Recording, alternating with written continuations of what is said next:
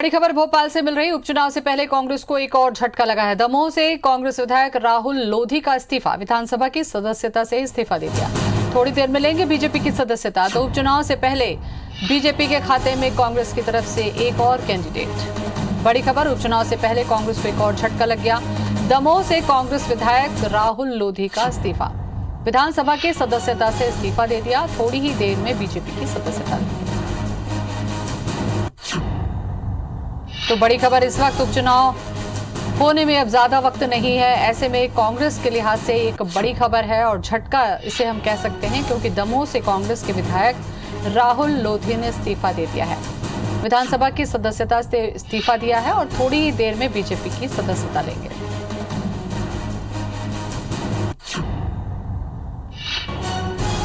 तो मध्य प्रदेश की राजनीति में सियासी उठापटक रुकने का नाम नहीं ले रही है। उपचुनाव होने को है। ऐसे में कांग्रेस को एक और झटका लगा। दमोह से कांग्रेस के विधायक राहुल लोधी ने इस्तीफा दे दिया अपनी सदस्यता से और थोड़ी ही देर में बीजेपी की सदस्यता लेंगे।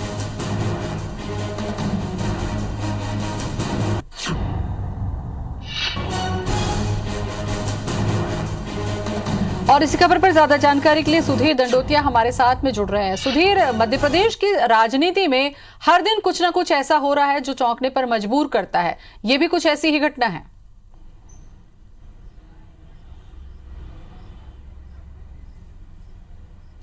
देखिए बिल्कुल ज्योति, निश्चित तौर पर कहीं ना कहीं 2018 में जो मैंडेट मिला था, कांग्रेस बहुमत से 2 सीटें दूर थी और उसके बाद में बीजेपी ने सरकार बनाने की जब कोशिशें की थी तो केंद्रीय नेतृत्व ने भले ही उस समय इनकार किया हो, पर लेकिन उसके बाद से लगातार सरकार बनाने को लेकर जो उथल पुथल है वो कहीं ना कहीं देखी जा रही है। 28 विधानसभा की सीटों पर उपचुनाव होने हैं, 3 तारीख को वोटिंग होनी है, 10 तारीख को परिणाम आएंगे और ये माना जा रहा था कि मध्य प्रदेश के अंदर ये उपचुनाव जो है सरकार को स्थायी तौर पर बनाए रखने या फिर कांग्रेस की सरकार को वापस लाए रखने का चुनाव कम से कम साबित होंगे। पर लेकिन उससे पहले कम से कम बीजेपी ने अपनी मंशा साबित कर दी है। जिस तरीके से लगातार पूरे मध्य प्रदेश में 28 सीटों पर कड़े मुकाबले की बात सामने निकल कर आई थी और ये कहा जा रहा था कि कहीं भी किसी भी सीट पर स्थिति स्पष्ट तौर पर नहीं कही जा सकती कि आखिर जीत किसकी होगी, हार किसकी होगी। लिहाजा बीजेपी को शायद ये लगता है कि अगर सरकार बनाने से कुछ नंबरों से चूके तो कम से कम उसकी तैयारी पहले से की जाए। अगर विधानसभा का रिजल्ट आता है उपचुनाव का, उसके बाद में इस तरीके की कवायद की जाती तो निश्चित तौर पर कहीं ना कहीं एक बार बीजेपी की मंशा पर सवाल उठते। उससे पहले ही बीजेपी ने एक बड़ा झटका कांग्रेस को दिया है और दमोह से जो कांग्रेस के विधायक थे राहुल लोधी, माफ कीजिएगा, उनको अपने पाले में लाने में सफल रही है। फिलहाल अगर बात करें तो राहुल लोधी विधानसभा के अंदर है। विधानसभा के प्रोटेम स्पीकर रामेश्वर शर्मा से उनकी मुलाकात जारी है और उनको अपना इस्तीफा उन्होंने सौंपा है। थोड़ी देर बाद जो खबरें अब हमारे सामने निकल कर आई है सूत्रों के हवाले से कि वो बीजेपी के प्रदेश कार्यालय जाएंगे। यहाँ पर बीजेपी के प्रदेश अध्यक्ष वी.डी. शर्मा और मुख्यमंत्री शिवराज सिंह चौहान के सामने औपचारिक तौर पर बीजेपी की सदस्यता लेंगे। राहुल लोधी का नाम उस समय भी सुर्खियों में आया था जब प्रद्युमन लोधी ने बीजेपी का दामन थामा था और ये माना जा रहा था कि उमा भारती की मध्य प्रदेश में सक्रियता के साथ ही जो 3 लोधी विधायक है जिनमें राहुल लोधी का नाम भी लिया जा रहा था, उस समय उनके बीजेपी में शामिल होने की अटकलें काफी ज्यादा चली थी। पर लेकिन खुद पूर्व मुख्यमंत्री कमलनाथ से राहुल लोधी और तरवर सिंह लोधी मिले थे। उन्होंने साफ तौर पर बयान ये जारी किया था कि वो कांग्रेस के सिपाही और कांग्रेस में रहेंगे। हालांकि पृष्ठभूमि उनकी पहले बीजेपी की रही है और यह माना जा रहा था कि बीजेपी की पृष्ठभूमि के चलते, उमा भारती की नजदीकी के चलते हो सकता है कि राहुल लोधी की वापसी कराई जाए, क्योंकि दमोह के अंदर एक बड़ा बीजेपी का चेहरा था जिसको हराकर राहुल लोधी विधायक बने थे। जो स्थानीय समीकरण थे, जयंत मलैया जो बीजेपी के दिग्गज नेता माने जाते हैं बुंदेलखंड के अंदर, जिन्होंने बीजेपी को न केवल जिंदा रखा बल्कि बीजेपी को आज के मुकाम तक पहुंचाने में एक बड़ी भूमिका थी, उनको चुनाव हराया था राहुल लोधी ने। और उसके बाद से लगातार ये कयास लगाए जा रहे थे कि उमा भारती की जब सक्रियता थी तो राहुल लोधी किसी भी समय बीजेपी का दामन थाम सकते हैं। वो लगातार इस बात से इनकार करते रहे। सुधीर, आपको याद होगा, बात के कयास हमेशा लगते रहे। सुधीर, आपको याद होगा कुछ दिन पहले ही नरोत्तम मिश्रा ने कहा था कि बहुत सारे लोग हमारे संपर्क में हैं लेकिन अब हमें जरूरत नहीं है। क्या समझा जाए, इशारा कुछ ऐसा ही था? कम से कम देने की कोशिश यहाँ पर ज्योति की गई है।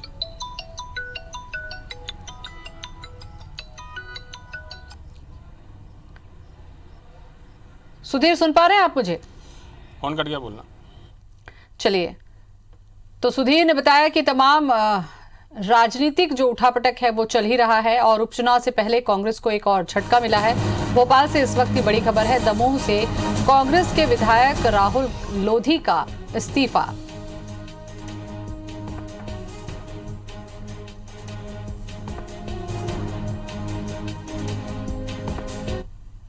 विशेष रूप से श्री राहुल लोधी जी ने आग्रह किया कि नहीं, मुझे आज 9वीं के दिन मुझे इस्तीफा देने का मैंने तय किया है, आप मेरा इस्तीफा स्वीकार करें। तो आज राहुल लोधी जी ने अपना इस्तीफा त्यागपत्र मुझे दे दिया है और हमने इस्तीफे को स्वीकार कर कार्रवाई के लिए भेज दिया है। तो थोड़ी देर में बीजेपी की सदस्यता लेंगे। भोपाल से बड़ी खबर, कांग्रेस को उपचुनाव से पहले एक और झटका। विधायक से इस्तीफा देकर राहुल लोधी बीजेपी में सदस्यता लेने जा रहे हैं और इस लिहाज से कांग्रेस को एक और झटका, जहां पर एक एक सीट पर लगातार कांग्रेस मेहनत कर रही है। ऐसे में एक भी विधायक का चला जाना बड़ी बात होती है। सुधीर हमारे साथ में वापस जुड़ चुके हैं। सुधीर, आपको याद होगा नरोत्तम मिश्रा ने कुछ दिन पहले ये कहा था कि हमारे पास संख्या बल पर्याप्त है, लेकिन बहुत सारे लोग हमारे संपर्क में हैं। क्या कुछ ऐसे ही इशारे तो नहीं थे?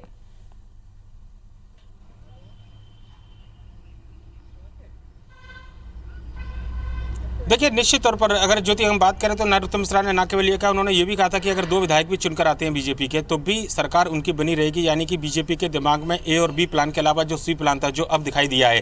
पहले जो नाराज जो विधायक थे कांग्रेस के, जो दिग्विजय सिंह के खेमे के थे, उनको अपने पाले में शामिल किया। फिर ज्योतिरादित्य सिंधिया एक बड़ा बी प्लान था, उनको शामिल किया। उनके साथ में जो 16 विधायक थे वो भी सरकार कांग्रेस को छोड़कर, सरकार को छोड़कर बीजेपी में आए थे। और उसके बाद में अब जब चुनाव है तो ऐसे में अगर स्थिति बीजेपी के अनुकूल नहीं आती है, सरकार फिर भी बनाए रखनी है, तो कम से कम बीजेपी का अगला प्लान राहुल लोधी के इस्तीफे के बाद में बिल्कुल साफ नजर आता है। और राहुल लोधी अकेले विधायक नहीं है। जो बात अब तक सामने निकल कर आई है कि बीजेपी के संपर्क में अभी 3 से 4 और विधायक है और हो सकता है कि चुनाव परिणाम अगर अनुकूल नहीं आते हैं या फिर चुनाव परिणाम से पहले ही बीजेपी हो सकता है कि उन विधायकों को अपने पाले में शामिल लाने की बात करे। हालांकि ये स्थिति कांग्रेस के साथ भी बनी हुई है, क्योंकि पूर्व मुख्यमंत्री कमलनाथ से जो हमारी बात हुई थी तो उनका कहना था कि नंबर कितने हैं, क्या है, ये उनको अच्छी तरीके से मालूम है। चुनाव परिणाम के बाद में वो अपनी रणनीति का खुलासा करेंगे। कांग्रेस हो सकता है कि चुनाव परिणामों का इंतजार करे, पर लेकिन शायद बीजेपी के अंदर यह लगता है कि चुनाव से पहले मैसेज देने की जरूरत है कि सरकार नहीं गिर रही है। एक मैसेज बड़ा जाता है वोटर के लिए, कार्यकर्ताओं के लिए कि सरकार स्थायी तौर पर बनी रहेगी, लिहाजा पार्टी के लिए जी जान से काम करना है। और राहुल लोधी के इस्तीफे के बाद में कम से कम बीजेपी ये मैसेज देने की कोशिश जरूर कर रही है। मध्य प्रदेश के अंदर 28 उपचुनाव होंगे, इनकी संख्या बढ़ सकती है। IBC 24 ने इस खबर को तकरीबन 2 महीने पहले से दिखाया था और जिस समय इस बात का जिक्र किया गया था कि आने वाले समय में उपचुनाव की संख्या बढ़ सकती है, उस समय लोगों को शायद यकीन नहीं हुआ हो, क्योंकि चुनाव की तारीखों का ऐलान भी उसके बाद हो गया था। पर लेकिन अब 29 सीटें हो चुकी हैं। 28 पर 3 नवंबर को वोटिंग होनी है। दमोह पर कांग्रेस की मुश्किल बढ़ गई है। सुधीर, कांग्रेस की तरफ से कोई प्रतिक्रिया? आने वाले समय में ये आंकड़ा बढ़ेगा और मध्य प्रदेश के अंदर बीजेपी का जो प्लान सी है, सरकार निश्चित तौर पर देखिए एक एक विधायकों की संख्या कांग्रेस के लिए काफी ज्यादा मायने रखती है। मध्य प्रदेश के अंदर जहां पर 28 सीटों पर चुनाव हो रहे हैं, जो थी वहां पर 27 सीटें जो है कांग्रेस के खाते में थी, लिहाजा कांग्रेस को सभी सीटें जीतनी थी और उसके बाद में एक और विधायक का जाना, ये कांग्रेस के लिए किसी बड़े झटके से कम नहीं है। हालांकि उपचुनाव के परिणाम का इंतजार है। कांग्रेस को लगता है कि अगर 20 से ज्यादा सीटें जीत कर आएंगी तो बीजेपी का जो प्लान है, हो सकता है कि कांग्रेस उस प्लान से आगे बढ़कर कोई काम कर रही हो। पर लेकिन फिलहाल अगर बात करें तो एक बड़ा झटका राहुल लोधी के रूप में उपचुनाव से पहले बीजेपी ने कांग्रेस को दिया है, जहां पर उनकी सदस्यता जो है, उन्होंने इस्तीफा दिया है विधानसभा की सदस्यता से और ये माना जा रहा है कि थोड़ी देर बाद औपचारिक तौर पर वो बीजेपी की सदस्यता भी ले लेंगे। ज्योति, बिल्कुल सुधीर, लेकिन यहां पर यह भी समझना होगा कि अगर समय से पहले कांग्रेस से कैंडिडेट वहां पहुंच रहे हैं, लेकिन बीजेपी की तरफ से ऐसा कुछ नहीं है, क्योंकि कांग्रेस में भी ये बात थी कि उनके भी संपर्क में है, लेकिन अभी तक ऐसा कुछ देखने में नहीं आया।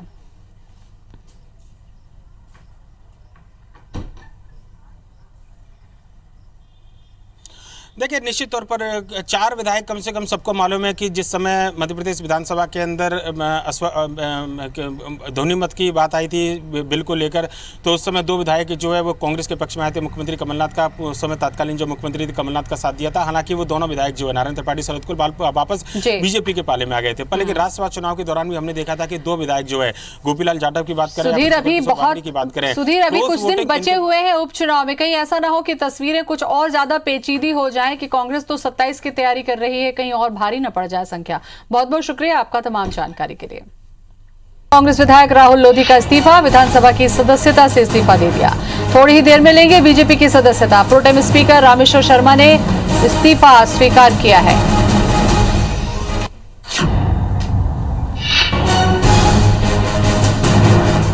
तो उपचुनाव से पहले कांग्रेस को एक और झटका, जहां पर कांग्रेस को एक एक सीट पर काफी मेहनत करनी पड़ रही है। ऐसे में एक और विधायक का इस्तीफा कांग्रेस के लिए मुश्किलें खड़ी कर सकता है, क्योंकि उपचुनाव इस बार जो दल बदल के मुद्दे पर हो रहा है उसमें 27 सीटें जीतना बेहद जरूरी है पूरी की पूरे। और ऐसे में अगर एक भी विधायक इस्तीफा देता है तो कांग्रेस के लिए जाहिर सी बात है मुश्किलें बढ़ सकती हैं।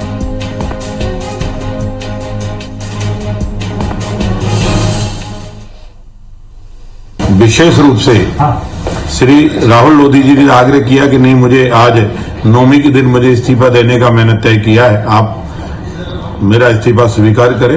तो आज राहुल लोधी जी ने अपना इस्तीफा त्याग पत्र मुझे दे दिया है और हमने इस्तीफे को स्वीकार कर कार्रवाई के लिए भेज दिया।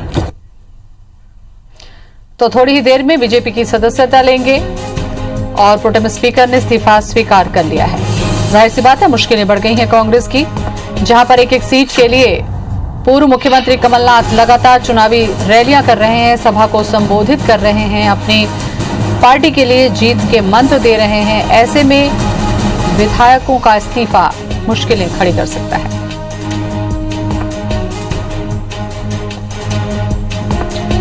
और इसी खबर पर ज्यादा जानकारी के लिए हमारे साथ जुड़ चुके हैं हमारे संवाददाता सुधीर दंडोतिया।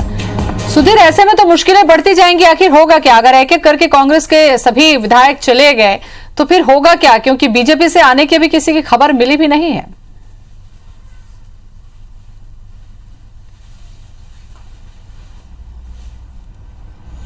देखिए, निश्चित तौर पर कहीं ना कहीं ये वो लोग थे जो कांग्रेस के कम से कम निष्ठावान कार्यकर्ता थे, इनको बिल्कुल नहीं कहा जा सकता ज्योति। लिहाजा चुनाव जीतने के आधार पर इनको टिकट मिले थे, सर्वे के आधार पर इनको टिकट दिए गए थे। कांग्रेस के मूल कार्यकर्ताओं को छोड़कर चुनाव ये भले ही जीते हो, पर लेकिन कांग्रेस का साथ नहीं दिया, कम से कम ये बात बिल्कुल स्पष्ट नहीं रहती। और मध्य प्रदेश के अंदर कांग्रेस सत्ता में वापसी का जो सपना देख रही है, उससे एक पायदान और दूर होती हुई नजर आ रही थी। 28 सीढ़ियां कांग्रेस को चढ़नी है सरकार में वापसी को लेकर, अब 29 सीढ़ियां चढ़नी होंगी, यानी कि एक सीट जो है 6 महीने बाद फिर से उपचुनाव होंगे, वहां पर कांग्रेस को कम से कम मैदान में जाना होगा, तब जाकर सरकार की स्थिति स्पष्ट तौर पर बन पाएगी। पर लेकिन फिलहाल अगर बात करें तो मध्य प्रदेश के अंदर जो बहुमत का आंकड़ा है, उससे फिर से कांग्रेस दूर होती हुई नजर आ रही है। सरकार बनाने को लेकर उपचुनाव के सारे परिणाम उसके पक्ष में आते हैं, तब भी कम से कम ये स्थिति बनती हुई नजर आ रही है। ये कांग्रेस के लिए एक बड़ा दुखद परिणाम हो सकता है। लिहाजा ये बीजेपी की जो रणनीति थी, उसमें आगे और कितने ऐसे विधायक है जो कांग्रेस छोड़ बीजेपी में शामिल होंगे, ये तो समय बताएगा। पर लेकिन बीजेपी के जो नेता दावा कर रहे हैं कि सरकार मध्य प्रदेश के अंदर बीजेपी की बनी रहेगी, चाहे परिणाम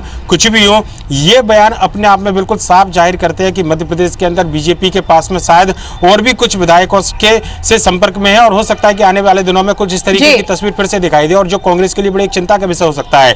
पूर्व मुख्यमंत्री कमलनाथ अकेले ऐसे नेता है जो पूरी कांग्रेस को एकजुट कर लेकर चल रहे हैं, अकेले ऐसे नेता है जो सभी विधायकों को साथ में लेकर चल रहे थे, और मध्य प्रदेश अकेले ऐसे नेता है जो पूरा दमखम दिखा रहे हैं। और उसके बाद मध्य प्रदेश में चुनाव की जो तस्वीरें हैं, वो स्पष्ट तौर पर बीजेपी के पूरी तरह फेवर में तो नहीं कही जा सकती। कड़े मुकाबला कई सीटों पर देखने को मिल रहा है। ग्वालियर सुधीर, जब एक बार कांग्रेस से इतनी बड़ी संख्या में बीजेपी की तरफ जा चुके हैं नेता, उसके बाद क्या डैमेज कंट्रोल कांग्रेस ने अपने अंदर नहीं किया, या उनको भनक ही नहीं लगी कि उनके विधायक इस तरीके से बीजेपी के पाले में ठीक उपचुनाव से पहले जा रहे हैं? इसे क्या समझा जाए फिर?